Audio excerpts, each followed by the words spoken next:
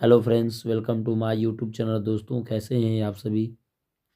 दोस्तों, आशा करते हैं आप सभी अच्छे होंगे, मस्त होंगे और स्वस्थ होंगे। आज हम लोग दोस्तों पढ़ने वाले हैं क्लास 10th का NCERT मैथ। जो प्रश्नावली होगा दोस्तों 1.2। प्रश्न नंबर दोस्तों होगा छठा। आइए हम लोग प्रश्न नंबर छठा को समझने का प्रयास करते हैं। करा व्याख्या कीजिए कि 7 × 11 × 13 प्लस 13 और 7 × 5 × 4 × 3 × 2 × 1 प्लस 5 भाज्य संख्या क्यों है। दोस्तों, इस प्रकार के जब भी प्रश्न आता है तो पहले आपको यहाँ पर ध्यान देना है कि 7 × 11 × 13 प्लस 13 है। इसका मतलब दोस्तों यहाँ पर एक संख्या है और यहाँ पर भी एक संख्या है। ठीक है, यानी ये एक ही सवाल में दो सवाल दे रखी है। तो हम करेंगे क्या दोस्तों, पहले मान लेंगे। यानी माना कि ए बराबर है ना, हम लिखेंगे 7 × 11 × 13 प्लस 13। ठीक है, इस तरह से क्या करेंगे, हम लिख देंगे। तो ए बराबर हम लिखेंगे, ए बराबर 11 में देखिए 7 का गुणा करेंगे तो 77 हो जाएगा। बट यहाँ पर ध्यान दीजिएगा दोस्तों, दोनों में 13 13 है। तो हम क्या करेंगे, 13 को कॉमन कर लेंगे। 11 में 7 का गुणा करेंगे तो 11 7 77 और ये +1 हो जाएगा। ठीक है, और 13 को हमने क्या किया, कॉमन कर लिया। तो हम ए बराबर लिखेंगे दोस्तों 13 × 77 में एक जोड़ देंगे तो क्या हो जाएगा, 78 हो जाएगा। क्या हो जाएगा, 78 हो जाएगा। यानी ए बराबर क्या हो गया, 13 × 78 का क्या करेंगे, गुणनखंड करेंगे। तो क्या हो जाएगा दोस्तों, 78 गुणनखंड करेंगे तो 13 × 3, 13 × 3 = 39, 39 में पुनः 2 का गुणा कर लेंगे। तो 39 में 2 का गुणा करेंगे तो 39 दूना का 78 होता है। तो दोस्तों एक हमने क्या किया, फैक्टराइजेशन कर लिया। तो हम इसे क्या कर लेंगे, समीकरण 1 मान लेंगे। क्या मानेंगे दोस्तों, समीकरण 1। अब इसके बारे में हम लिखेंगे। तो दोस्तों यहाँ पर मैंने देखिए कंडीशन को लिखा है कि यहाँ ए जो है, ए बराबर 13 × 13 × 3 × 2 है। यानी यहाँ ए बराबर 13 × 13 × 3 × 2 में सभी संख्याएं है ना, अभाज्य संख्या है। सभी संख्याएं क्या है दोस्तों, अभाज्य संख्या। जैसे 13 है, 3 है, 2 है, ये सभी संख्याएं क्या है, अभाज्य संख्या है। इसीलिए 7 × 11 × 13 प्लस 13 एक क्या हो जाएगा दोस्तों, भाज्य संख्या हो जाएगा। ठीक है, ये क्या हो गया, प्रूव हो गया। क्या लिख दीजिएगा, प्रूव्ड लिख दीजिएगा। तो उम्मीद करते हैं दोस्तों आप लोग मेरी बातों को अच्छे से समझ गए होंगे। इसी में प्रश्न नंबर दूसरा को देखिएगा, ये वाला को। ठीक है, इसमें पहला सवाल हो गया, दूसरा सवाल देखिए। तो हम क्या करेंगे दोस्तों, प्रश्न नंबर ए में हम क्या माने थे, ए माने थे। तो हम इसमें प्रश्न नंबर 2 में क्या मान लेंगे, बी मान लेंगे। तो बी बराबर क्या हो जाएगा, बी बराबर हो जाएगा 7 × 6 × 5 × 4 × 3 × 2 × 1 +5 हो जाएगा। ठीक है, अब दोस्तों यहाँ पर भी 5 है और यहाँ पर भी 5 है। तो दोनों में हम क्या करेंगे, 5 को कॉमन कर लेंगे। तो बी बराबर लिखेंगे, 5 को हम क्या करेंगे, कॉमन कर लेंगे। तो यहाँ पर बचेगा दोस्तों, क्या लिखेंगे, 7 × 6 × 4 × 3 × 2 × 1 प्लस यहाँ पर लिख लेंगे 1।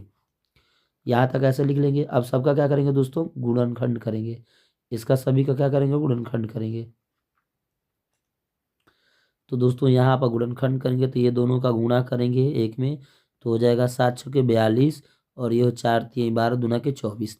यानी हम क्या लिखेंगे दोस्तों, बी बराबर हम लिख देंगे 5 × 7 छके 42 हो जाएगा। 42 गुणे ये 4 3 12 दूना के 24, 24 प्लस 1 हो जाएगा।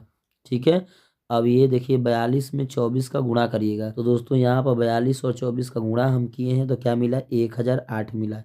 ठीक है, तो यहाँ पर लिख लेंगे। तो लिखेंगे बी बराबर है ना 5 गुणे ये हो जाएगा 1008 प्लस 1। ठीक है, तो हो जाएगा बी बराबर दोस्तों लिखेंगे 5 गुणे 1008 में 1 जोड़ देंगे तो हो जाएगा 1009। क्या हो जाएगा, 1009। तो दोस्तों हम b बराबर क्या लिख सकते हैं, लिख सकते हैं 5 × 1009। इसे हम मान लेंगे समीकरण 1। क्या मान लेंगे, समीकरण 1। तो दोस्तों इसके शर्त को यहाँ पर हम क्या करेंगे, लिखने का प्रयास करेंगे।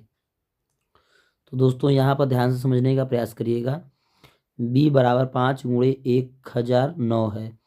तो लिखें हम क्या, समीकरण 1 में b का मान है ना अभाज्य संख्याएं हैं।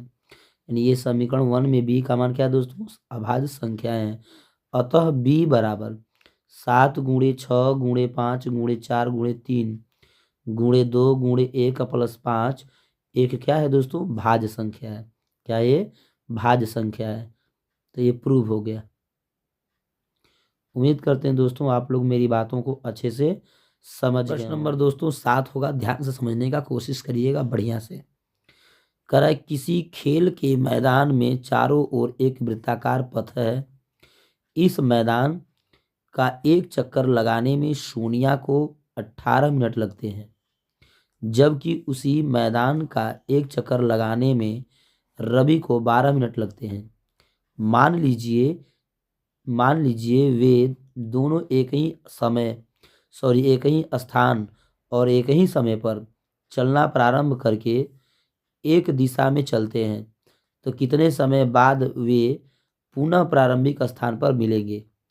दोस्तों प्रश्न जो है बहुत महत्वपूर्ण है।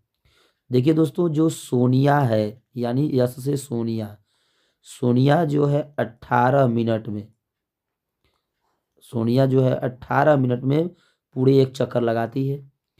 उसी के जगह पर यदि रवि जाता है तो 12 मिनट में एक चक्कर पूरा मारता है। ठीक है, तो पहले आपको करना क्या होगा दोस्तों, पहले आपको 18 का फैक्टर करना होगा। करिएगा 18 का फैक्टर, तो लिखिएगा 2 × 3 × 3, 3 3 9 दूना के 18। ठीक उसी तरह से रवि को कितना लग रहा है दोस्तों, 12। तो 12 का क्या करिएगा, फैक्टर करिएगा। तो 2 × 3। ठीक है, तो यहाँ पर दोनों का हम फैक्टर कर लेंगे। अब दोस्तों करेंगे क्या, ध्यान समझिएगा। यहाँ पर जब दोनों में हो जाएगा, जो दोनों में होगा, जो यहाँ पर दोनों में हो जाएगा वो क्या हो जाएगा, 900। तो यहाँ पर हम पहले 900 निकाल लेंगे। 900 बराबर क्या हो जाएगा, 2 × 3, यानी कितने हो गए, 6 हो गया। 900 बराबर 6 हो गया, तो 900 बराबर दोस्तों क्या निकालेंगे, क्योंकि पूछ रहा है कि प्रारंभिक स्थान पर कितने समय में मिलेगा। तो देखिए 900 इसका 6 है, तो लिख देंगे 900 × 900 हो गया 6। और जो संख्या इसमें बच गया है उसी को लिखेंगे। तो दोस्तों बचा कौन सा है संख्या, तो बचा है 3 है और 2 है, तो लिख देंगे 3 × 2। ठीक है, 900 में गुणा कर लेंगे, तो 6 3 18, 18 में 2 का गुणा करेंगे तो 18 दूना के 36, 6 3 18, 18 दूना के 36, यानी 36 मिनट में सोनिया और ये जो रवि है एक दूसरे पर एक ही स्थान पर क्या हो जाएंगे दोस्तों, मिल जाएंगे। तो ये क्या हो जाएगा, 36 मिनट हो जाएगा इसका आंसर। उम्मीद करते हैं दोस्तों आप लोग मेरी बातों को अच्छे से समझ गए होंगे।